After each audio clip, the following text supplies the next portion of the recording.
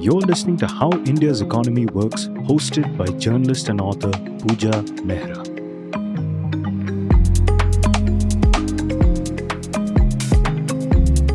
Hello, I'm Puja Mehra. A major bottleneck for India's economic growth is the power sector. The absurdities and irrationalities in the power producing and selling business are incredibly crazy. The sector is dominated by government utilities, especially in the consumers facing transmission end of the business. Most of these report financial losses, and in most cases, every extra unit of power produced and supplied to consumers results in more losses incurred. These losses accumulate on the books of the sellers, and then every few years, some sort of financial engineering is used to defer bankruptcy. And yet, for consumers, power supply is expensive, which makes it difficult for Indian industry to compete globally. Tariff plan design encourages firms to remain small. The worst bit is that no one seems interested in fixing the power sector's problems. Instead, policymakers are hoping to milk the renewable energy segment of the industry to remedy the situation. My guest on the show today is Subhomoy Bhattacharjee. Subhomoy is consulting editor at Business Standard and professor of practice and director, Center for Regulatory Governance at the Jindal Global Law School. He wrote a book, India's Coal Story, about the murky politics of coal and the options for an energy-secure future for India. His upcoming book is about India's maritime sector. Before becoming a journalist, Subhomoy worked in government in the Indian Information Service. I asked Subhomoy how the electricity business is run in India and how it's performing.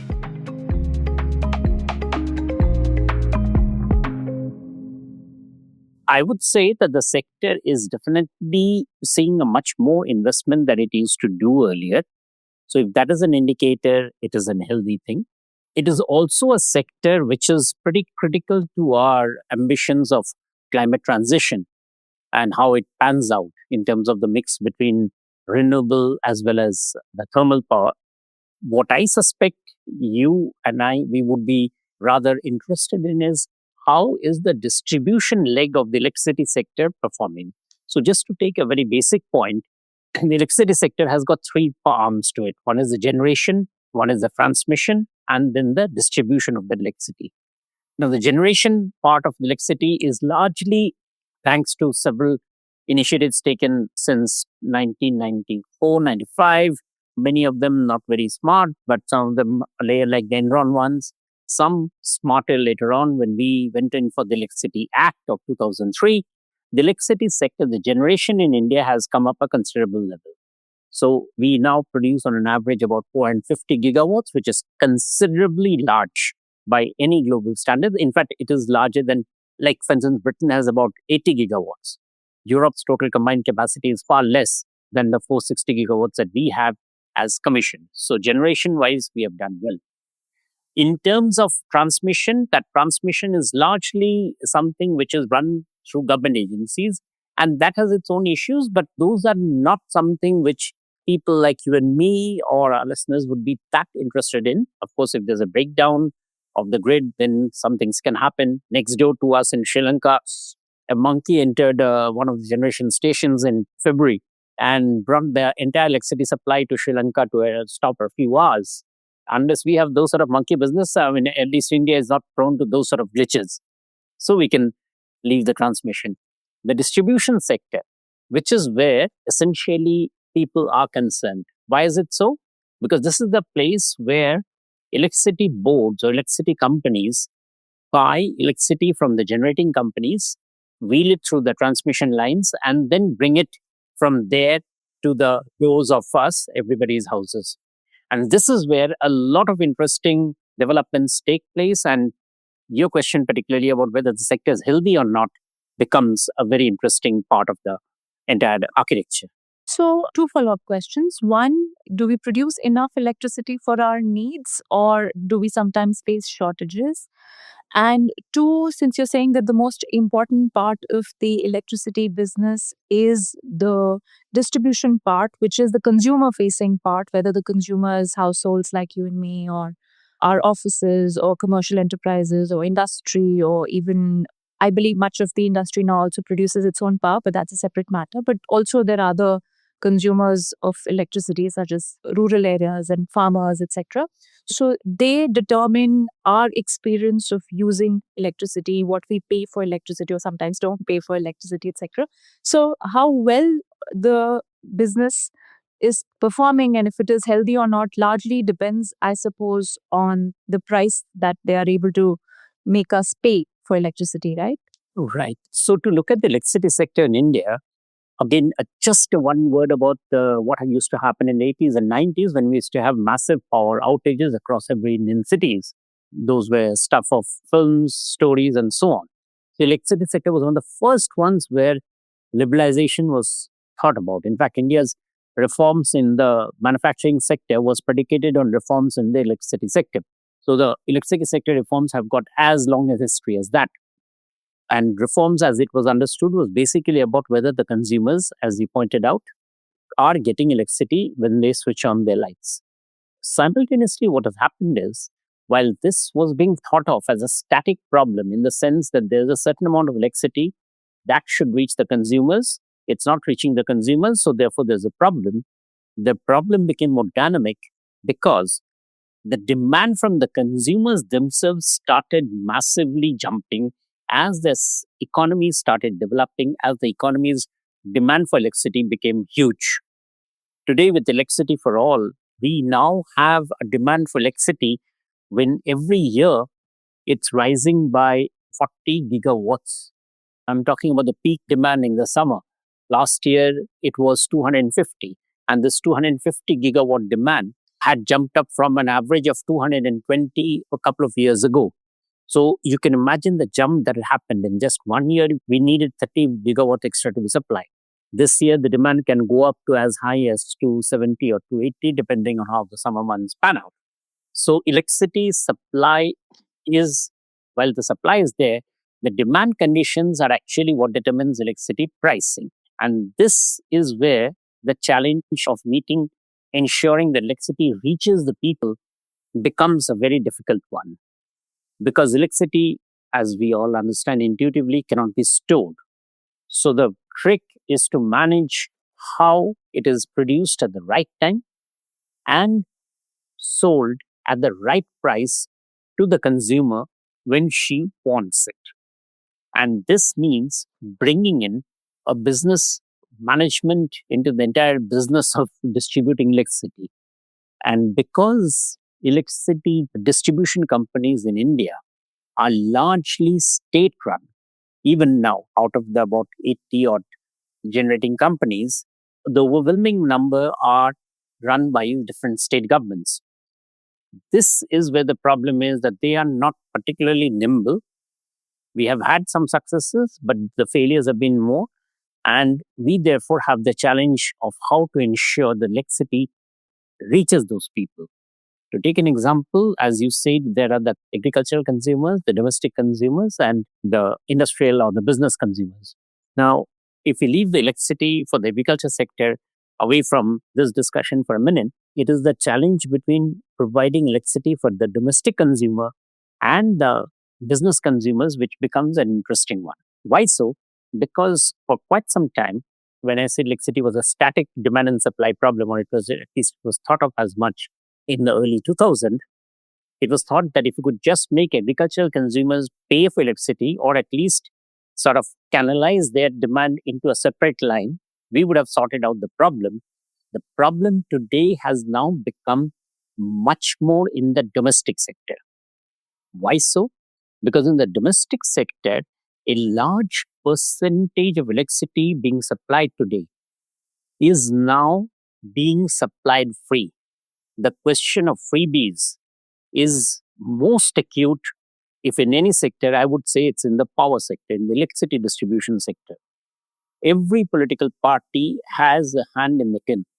And this is creating a challenge that how would electricity be supplied to domestic consumers at a price which there's some amount of recovery of what the generating distribution company is buying the electricity for, and then ensuring that the rest of it can be met from the industrial consumers, yet, as you rightly pointed out, not making the price so high that those consumers decide to switch off from the grid and start their own electricity supply system, which is obviously a very costly exercise. So that is where the problem has come. So many things here. First of all, I want to understand, is the electricity business by and large profitable in India, or is it loss making? It is not profitable in India, principally because of the three segments of the consumers: the domestic consumer, the agricultural consumer, and the business consumer. Agricultural consumers are being given electricity at a set price, which is usually way below the price at which the electricity distribution companies, which we'll call discoms, buy the electricity for. The same problems have started coming into the supply of electricity for the domestic consumers. There also, electricity is being supplied at prices which are below the cost price.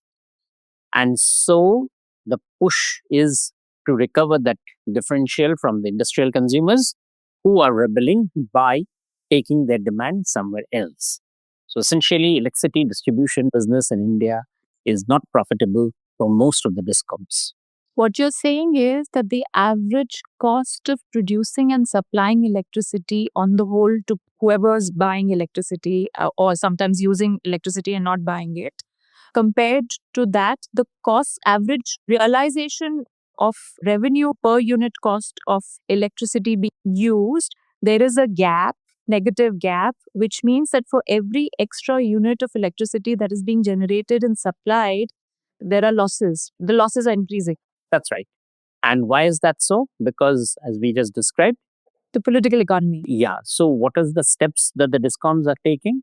Well, one of the things that they're talking about, you would have heard about the concept of the AT&T, the transmission and distribution losses. So, what they're trying to do is, instead of raising the revenue from average revenue from the consumers, they are trying to cut down costs. And what does that mean?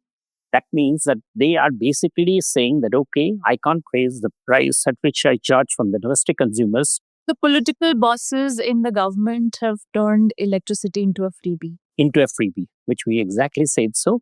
So the result of it is that the average cost is being sought to be reduced by cutting down on transmission and distribution losses. Now, that's not so easy because most of the electricity boards, one of the things that they've done well is to cut down transmission and distribution losses over the years. What does that mean? What are these losses? So it means that earlier on, a large swath of electricity that was supplied to the people, supplied to any consumer, was not metered. Now most of it is metered. Not only that, what has happened is that thanks to better engineering, the electricity distribution companies have a fairly good idea of where there's somebody trying to tap into electricity lines. You know, the old simplest system of just tapping in theft or something more sophisticated, all of those have largely been eliminated. So the scope for further cutting down of transmission and distribution losses, because the average has now come down to less than 20%. And there's an engineering minimum beyond which it will not go down, which is about 8 to 9%. So there isn't really much of a headroom there for the individual electricity companies, distribution companies to cut down transmission and distribution losses anymore. And if they can't reduce average cost anymore, then what is their way out? The way out is that they have to raise the average revenue from the consumers, which means whom? Which means the domestic consumer. But domestic consumers, as you're pointing out, are now being shielded by being offered free electricity, subsidized electricity. So that is where the challenge now stands. Understood. So now the freebies that are being offered to the domestic consumers, do the state governments that promise these freebies, do they compensate the state electricity boards, the distribution companies for these freebies from their budget, which means by taxing taxpayers, or they remain unpaid? They're just accumulating like losses on the books of these. On the books of the distribution companies. And it's affecting not just the government run companies, it's also affecting the private distribution companies, which is why you find that while there are a lot of companies which are entering the generation business, there are very few companies. In fact, if you look at the list of discoms, there are only about 10 companies, which includes Adani Power, JSW, Gujarat Industries, KEC, Tata, NLC India, and Reliance Power, which are there in the distribution business. There are no other companies which have shown any interest in getting into the business of distributing power, because they also will have to take on the cost of supplying power to the consumer, domestic consumers, at subsidized rates. And if those subsidized rates, and how are the state governments handling it? Again, what we discussed right now, essentially most states are not offering upfront subsidy to the distribution companies. Instead, what they're saying is that you make it good by reducing the average cost of the power that you're selling. And as we just also discussed, the average cost of power cannot be reduced any further because we are reaching in some sort of a minimum at which it cannot be reduced. So therefore, the distribution companies are caught between what's called a rock and a hard place. So there is a practice also of cross subsidies, overcharging industrial users, buyers of electricity to cover for losses from the other consumers. Is that continuing? Is electricity expensive in India compared to other countries?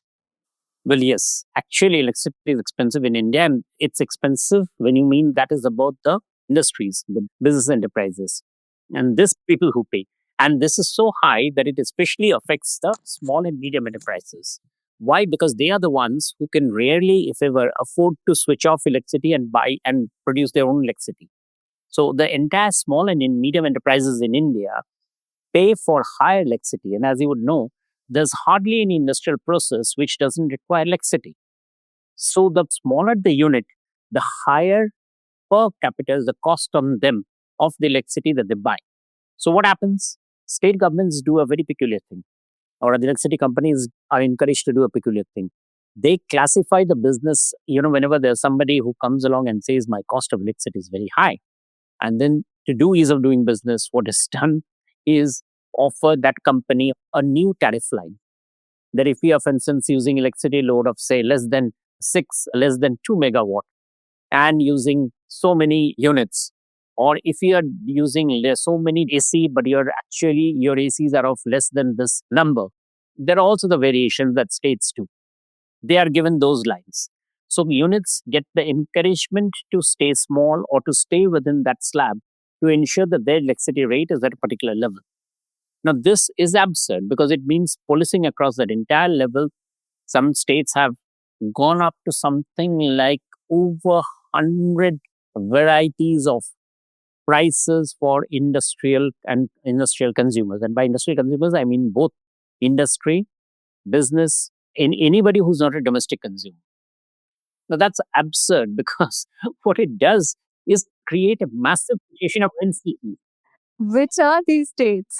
Well, the state which had done this with the state government also didn't know was Bihar. But then it also affected states. But then let's not berate only that state. It was there in UP, it was there in Telangana, it was there even in Tamil Nadu. There's practically no state in India which allows for electricity for industrial consumers to be classified into broad few categories. In fact, consultancies, I know very well, when they have discussions with the state governments, this is the first thing that they talk about is that can we reduce those slabs? And those slabs can't be reduced. So to put it on a broad economic scale, what happens is that the incentive for electricity for reforms in the sector are so misaligned between the consumer, between the electricity companies, and within the state governments that it's been a very difficult challenge over the years, over the decade, to make electricity reform work in India. Yeah, because if you reform electricity, it will basically mean that you charge everybody the right price of electricity. For those who are overpaying, you reduce. For those who are not paying or underpaying, you increase. And that's going to have political ramifications. And therefore, why would anybody do power sector reforms? That's right. And because of that, when you asked about whether electricity prices in India are higher, for all business groups or anybody who's not a domestic consumer, electricity prices in India add at least something like 50 basis point to their cost. So that we are actually talking of a considerable differential vis-a-vis other Asian countries. So when we talk about infrastructure challenge, I always say that the electricity challenge is a very major infrastructure challenge for units in India. And this is something that is often overlooked in discussions about how to provide competitive environment to Indian business. Yeah, and the reason I asked you about the price of electricity is because I had a conversation with some farmers here in UP only, and I was asking them about why there aren't enough cold storages or when, the Yamuna belt is such a fertile part of UP, why they are not investing in cold storages which would help them increase their produce in market. And they said because the price of electricity is so high that you cannot run, a cold storage economic business. It just doesn't work out. The cost of it just doesn't work out. So it's a growth barrier, the price of electricity, including for farmers. Supposedly the beneficiaries of this whole politics of keeping electricity tariffs low or zero or subsidized. Right. And the problem that's coming along, Puja, is that it's not that this is something which is unknown to most constituencies. If you ask a electricity distribution company, a DISCOM, their chief, they would readily agree that these are the challenges. But it becomes so difficult, or rather very peculiar, that these are not brought upfront to the consumers. So why an electricity price should be, tried to be free for a domestic consumer, and the same consumer, when he goes from his house to the small enterprise where he works, where he pays through his nose, why it doesn't make sense is, one would have thought that that's a very obvious thing to explain, but that's just not done. And in the process, what happens is that the irrationality in the electricity supply of making so many rates has been a challenge that has just not got sorted for the past 2 decades. And I said electricity was the first sector where we tried reforms in India, but this is one sector where we have cleaned up the generation sector. The distribution sector continues to be in a mess. It's absurd. It doesn't allow growth for small companies and farmers, etc., who have potential for growing. But it's also, like you're saying, the losses of these companies are increasing, and at some point, somebody will have to pay for them. And earlier, also, we have gone through this sort of debt crisis, I think in 2002, where the accumulated losses, including the dues that they were not paying to the railways, Coal India, it had reached up to 2% of GDP. How big is it now? It's very big. In fact, if you look at the Ministry of Power's list of both in the Vidyut Prabha as well as their dashboard on the electricity distribution companies, the calculation is very sharp. It's even as in the end of March, the cumulative dues of all the major states is more than 40,000 crore. Now, that's actually a very big sum sitting unpaid, and this is being soaked into the system as money not well allocated. 40,000 crore is something that states are not able to reconcile. At any stage, whenever there's a challenge, states invariably stop the electricity companies from asking. Since they've already stopped allowing the electricity distribution companies from going to the state government for freebies. So the state electricity distribution companies now have the only alternative is to go to the market to raise debt. If they have to raise debt, who will lend to them? Exactly. If they have to raise debt, then they have to show a clean balance sheet.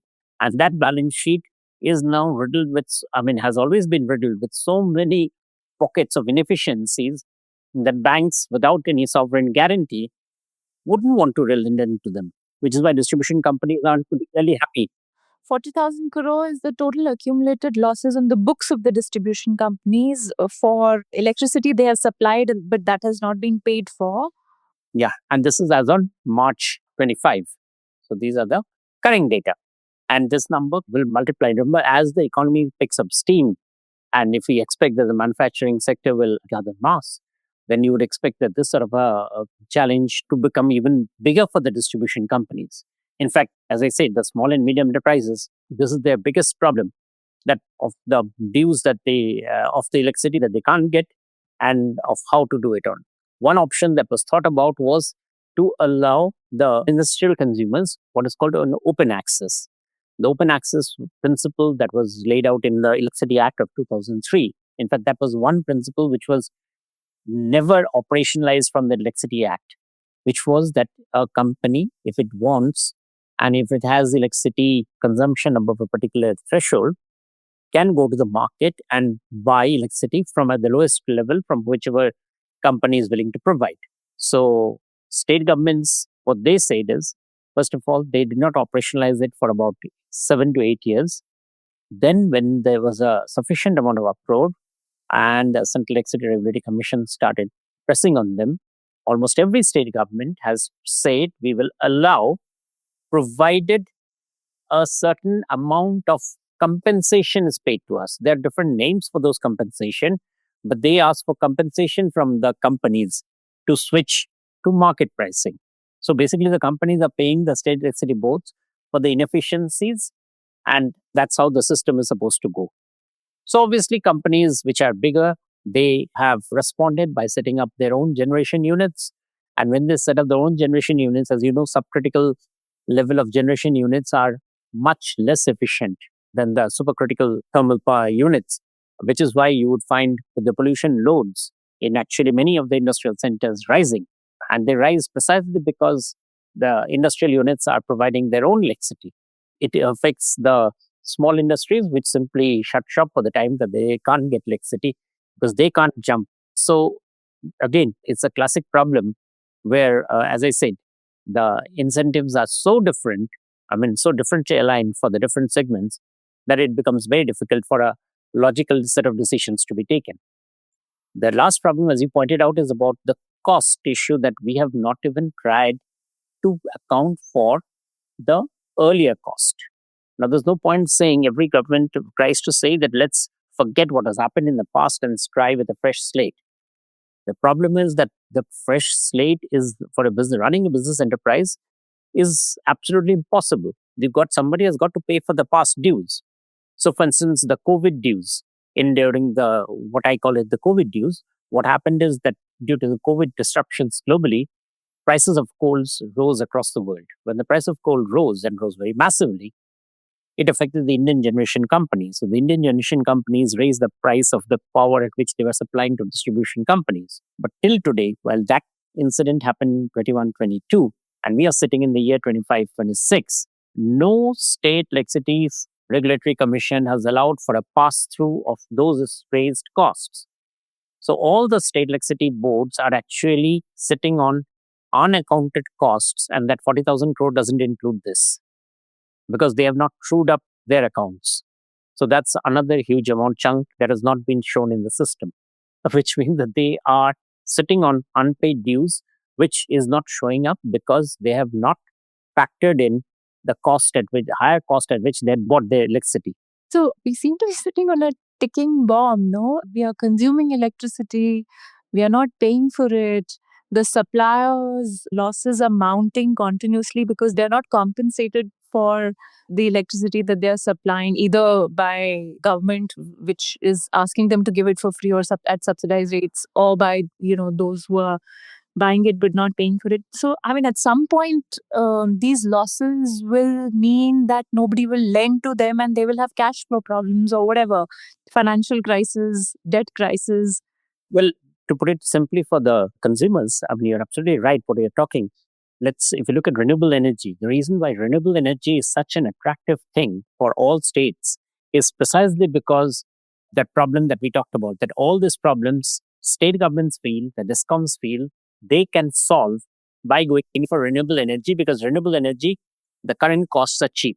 So they try to, look at as cheap as possible as renewable energy to buy, which is why renewable energy companies have another problem, that they are not able to get a very good levelized cost. So we are trying to shift the cost of our previous losses onto the renewable energy sector by saying that let those guys bring in a cheaper electricity, and that cheaper electricity will allow me to sell electricity at a price which my subsidy burden of having to provide free electricity to the domestic consumer would be contained. And Delhi, for instance, is one of those classic ones. So what you're saying is that the politician's strategy is that we will claw back the profits that the renewable energy sector could have had because of their efficiency, but we will claw that back to compensate the state electricity distributors for past accumulated losses resulting from our politics. Exactly. What could have been a healthy sector, you're spreading the problem to them. They're spreading the health problem to them. This is the reason why states typically you would notice the states which are in debt problems, as per the RBI data, Punjab, Andhra Pradesh government, are typically the states which are massively pressurizing the renewable energy generation companies to keep their cost of their supplies low. They're extremely reluctant to let them raise the price because that upsets the balance sheet pretty badly. So it is exactly as you say. The solution for it, it's something like, I keep on saying that the electricity sector problem is something like the GST problem. Just as in GST, states are unwilling to let go of key payers like the liquor industry, power sector itself. In fact, power sector still hasn't come into the GST. The sectors like automobiles and others who can pay well, real estate, that you don't want to let them go into the GST front, and within GST also keep the rates high to milk them for your problems. Electricity sector has the same problem. In fact, the electricity sector's problems of inefficiencies are exactly the same as the GST problem. It's a center state issue. You can call it as a center state issue. You can call it the same problem that you cover up inefficiency in a particular area by trying to make it good in other areas. I mean, the parallels are huge for both the sectors, and why both of them have had difficulties coming to what is called an optimum rate for the consumers to benefit. What is the role of the central government here? Is the central government in a position to remedy this chronic problem? Well, pricing is entirely a state government authority. So central governments have very little role there. But what central government has tried to do is therefore look at it largely from two ways. One is that the generation, that they have tried to make the generating companies, those which are in the public sector like NTPC, insist on getting their money back. So that is one discipline that the central government has been able to ensure. The other thing the central government does is it has pushed back against state governments against giving massive subsidies or any subsidies to the state distribution companies. So state power reforms are now giving money for their capex, and you know this very well, is dependent on how well they have reformed their power sector. And that's why quite a bit of that money actually lies unused, because many of the states have not been able to get the power sector reforms done. Yes. And the third thing that the central government can and is doing is to give more role to the Central Electricity Regulatory Commission. One of the things that they have said is that if a state electricity regulatory commission sits on a distribution company's accounts and doesn't sort of what is called show the correct prices, then it will be presumed that what the discoms have provided as their accounts to the state electricity regulatory commission will be considered as having been passed and okayed if there's a time limit. It's about 90 days, within which if they don't approve the new cost structure. And it just hopes that the state electricity, the distribution companies will actually have the nerve to show their true costs so that the costs actually get pushed on. So these are some of the ways in which the center has done. Some of these have worked, which is why you find now radical differences between the state performances of some states versus those states which are laggards. But as you pointed out, that's the renewable sector now which seems to be picking up the mess from the fossil fuel sector. But doesn't the central government have, any carrot or stick with which they can tackle the political economy problem of just telling state governments that it's a ticking bomb, it can't go on, you cannot keep, in any business, unless the product is paid for, that business cannot run. How much can you keep lowering costs? You can't reduce costs to zero, no? Where do you think projects like Surya Ghar Muft Bijli Yojana is all coming from? It's basically the central government's way of saying that let's wean the consumers away from the distribution companies, from having to depend on the distribution companies, and have solar power. And that will free them from this vicious cycle. So those, I think, are useful ideas. It has already reached about 1 crore applications so far, which I think is a good start. That they can definitely make more use of that scheme. However, through the Finance Commission or others, if it can be done, is not something that I'm very sure. And I think probably you would have much better idea of how the center and state finances can be negotiated to provide more hard solutions for this sort of a thing. Almost all the three, both the 2002 iteration, the 2009 iteration, and then the 2016 iteration, which was the Uday scheme, all the three iterations have tried, between them, they've tried every possible ways in which how to bring the state governments to heel. They've just only managed to kick the can down the road. It has not really led to any substantial change. And the example of that substantial change not happening is in the fact that our power sector the amount of power that is traded on the stock exchange today, of the total volume of power generated, only 5% gets traded on the three power exchanges. And that's precisely because no generation company wants to get into is comfortable dealing with the state electricity distribution companies through the power market. They want to do it through what is called the bilateral power purchase agreement. That bilateral power purchase agreement is just ring fences their receivables, but it doesn't lead to reforms, because if the state electricity generation companies, the discoms, had to buy power from the electricity markets, they would have immediately pushed the states to go in for much more smarter pricing. But the volumes in the market has not taken up, again, as I said, due to misaligned incentives. So there are no markets in the electricity sector, and that seems to be the main problem. But what you're saying, that on how much negotiating space there is between the center and the states through the Finance Commission on getting the states to agree to some of these reforms, I don't know that much, but because it's a constitutional right of the states to have a share in the divisible pool. But I suspect that some of the extra grants, etc., that they give, I don't know if that they can make it conditional on power sector reforms like they've done for capex allocations from the budget, or when they allow state governments to go and borrow, when the central government allows the state governments to borrow in the debt market, if they can sort of begin to specify some conditions, because ultimately these are unpaid dues and they're somewhere sitting, and somebody will have to ultimately pay for them at some point. The funniest thing that happened is in Delhi, for instance, in the Delhi government, Delhi was buying power at PPA rates from power companies, and then Delhi government was selling power on the market at a profit. This was a few years ago, and it led to a huge uproar.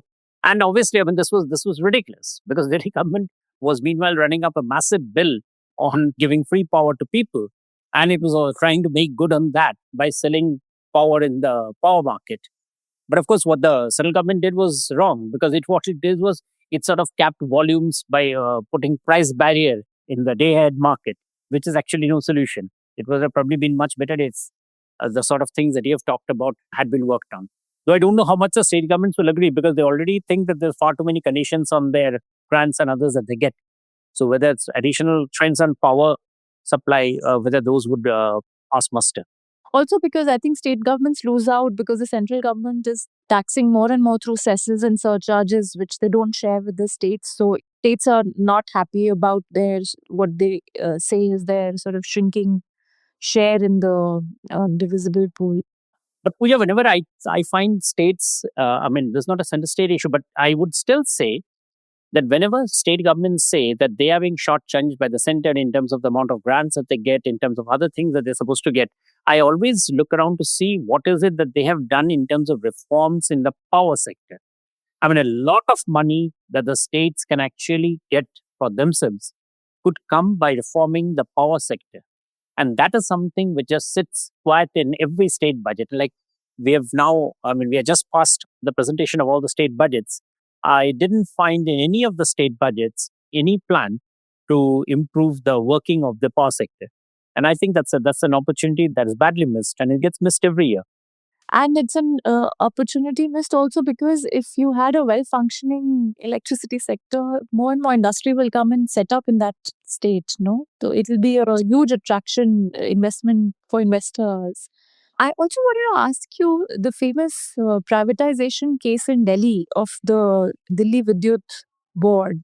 What is the experience been now? From what you're saying, I understand that not many other states are going to try to do something like that because the incentives are not aligned. But at one point, Delhi, the losses accumulated had become such a problem that they were forced to privatize distribution of power in Delhi. How has the experience been for consumers as well as for the state finances and the private players? None of these really did very well, which is why just about 10 companies have entered from the private sector into the business of distribution pan-India. And if you look at Delhi, in Delhi, there are 3 power companies. 2 are run by Reliance Power, which is BSES South Delhi and BSES East Delhi, roughly. And if you look at them, none of them are particularly doing well, except, the Reliance Power companies are not doing particularly well. The Tata Power company has been able to do well. One of the reasons is that its catchment area was much better than BSES. For instance, if you look at it, the BIPL as part of the Reliance ADA group is still running a fair amount of regulatory assets accrual. Now, what does regulatory assets mean? That these are the losses which the companies, which are there sitting on the book of accounts, but they have not been able to clear it up by charging the consumers. So the revenue gap has increased because A, the higher power purchase cost, lower average sales realization, and lower recovery of carrying cost and such charge amount. So the regulatory deferral account recognized in the books, which means that these are the losses that the company is actually sitting on of BRPL. These are big amounts. These are like something like almost 6 to 8,000 crore. Those are substantial amounts which these companies have not been able to sort it out. So every year these are like accumulating, because when you are selling electricity at a price which is lower than your average cost, then obviously your regulatory assets, what they call the regulatory deferral account, will keep on mounting. And then it'll keep on mounting. And then that is what has happened for, BSE's Rajdhani, which is the largest one of these, of the two Reliance Power. As on 2020. Why am I saying 2020? Because that's the last year from which its accounts was trued up. Okay. So just look at that number. My God. So for 4 years, we don't have their accounts. Yeah. So now the regulatory deferral account recognized in the company's book of account in 2020 was 9,261 crore. Okay. This is on March 31st, 2020. Whereas the Delhi Electricity Regulatory Commission has recognized only about half of that, 4,109 crore. So what does that mean? That the company claims it has got so much of losses. DRC saying, no, your loss is only this. Based on the company's assessment of losses, the company will say, this is the rate at which I should charge the consumer. DRC saying, no, your price actually, your losses are only half of that. So therefore, you can charge only this much to the consumer. But it's a fact, no, that the policy of the state government is such that there are power subsidies for. So they are going to have losses, won't they? Yeah. So therefore, its leverages of this company has shot up. And because of that, the capex for doing network upgradation, debt to do fresh power purchases, all of those start looking weak. Basically penalizing the private sector company for politics. Whereas BRPL has actually done well in terms of its collection. It's reducing what is called the transmission inefficiency. It used to be very high in Delhi, almost like 50%. It has come down. It has come down to something like an average of closer to 14 or 15%. I'm of course quoting this from memory, but more or less that's where it's come. So it's actually done well. Yeah, I think at the time of privatization, more than half of the power that was being supplied from the DVB was not being paid for. The meters were either sort of broken or worn out, or they had been tampered with. I think something like, I was reading 1.5 million of the 2.6 million meters that there were in Delhi. 1.5 million were not working or worn out or tampered with, etc. And the losses were huge. So they sort of brought in these private companies and they said that you don't have to take on the accumulated losses. You don't have to pay for the employee retirement benefits, etc., etc. State government will take care of all of that. But what's the point? These private companies are also, despite all the efficiency they have brought to the sector, they're also running into losses. And those losses, they're not even being allowed to report as losses. So you remember the tussle that happened between this company, the Reliance ADAJ, and the former government in Delhi, the AAP government. And there was an audit report which these guys wanted to commission and tried to commission, saying that there's massive amount of discrepancy there. The average cost of supply against average revenue realized has gone beyond 35 paise per unit. That's actually quite large. Because that means that the company is, for every marginal cost, every marginal unit of electricity it's supplying, it's making a loss. But that's not something that is going to be very comfortable. That's not how you're going to become Viksit Bharat, and you're going to have, going to become an economic superpower. You're penalizing your own companies. That's right. So the distribution sector is, frankly speaking, I would say the answers are very simple. It's a question of really realizing that even the domestic consumers, just as the agricultural consumers at one stage realized that they needed to pay Because when they were being given the assurance of free power, they realized that the free power didn't help because the power wasn't available. So in lots of states, the farmers have agreed to, basic metering and are going in for that sort of electricity so that they can at least get electricity for a particular number of hours. And that has helped it because the sector has actually turned around as far as electricity is concerned.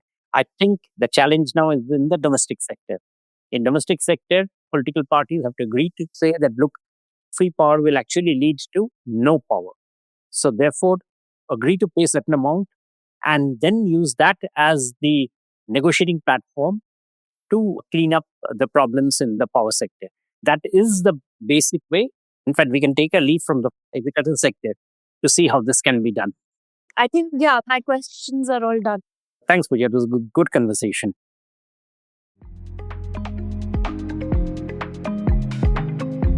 Our conversation ended a bit abruptly due to technical glitches. We had covered everything we'd set out to by then. Before we started recording, Subhomoy said that since electricity produced cannot be stored, ensuring that there are no shortages depends to an extent on managing supplies across the country. North India is typically a deficit region and the South tends to have surpluses. Wheeling electricity from the South to North costs money, but the central rules don't allow the southern states to collect these charges and instead insists on compensation from the center. The trouble is that this compensation doesn't fully cover the costs. The implications Subhomoy explained is that a state like Punjab buys coal from the coal-producing states and transports it 2,200 kilometers to produce electricity. That's just another example of the absurdity of this sector.